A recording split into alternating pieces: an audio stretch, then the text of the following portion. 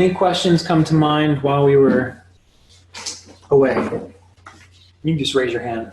So, Marcus. So you've been doing this a very long time. Twofold. How much of this would you say your intuition plays into it even before you see the chart, and how do you manage that intuition? When I was doing it for about the first 10 or 12 years, I think mostly it was intuition. Because I would almost read the chart. I knew the techniques, I knew the procedures, but I would almost read the chart the way someone would like read tarot or something, where I would look at the chart and I would just pay attention to where my mind was drawn. Like, for example, I've got a book here. So this book, this is part 2 of the Art and Science of Vedic Astrology series. And in this book, one of the things I did for myself was, there's a chapter on house lord combinations. And that's like, this planet goes to that position in the chart. And what I did was, I essentially went through every single planetary position related to this technique, and I wrote out what that could possibly look like. Okay, and I'm going to give you an example. So I wrote out the positive influences, and I wrote out the negative influences. So let me pick one.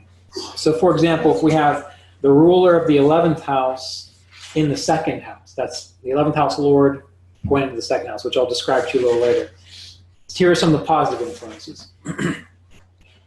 Works with currency, excellent language and speaking skills, speaks for organizations, representatives, speaks for social ideals, speaks on behalf of influential people, sells products dealing with food, health, nutrition, and beauty, works well with older siblings, multiple streams of income, and so on.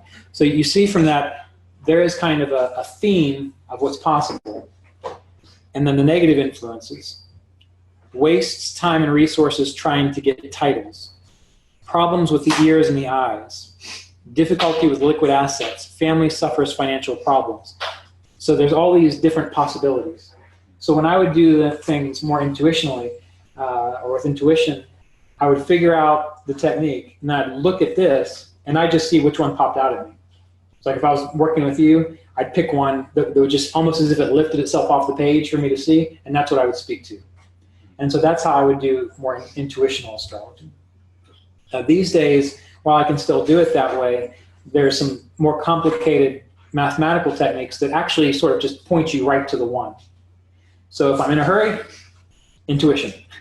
If I really want to make sure I feel like I'm going to be right about it, then I take the time to actually go through and do the math. So it really just depends on what's going on. Does that answer your question? It does. Okay, good.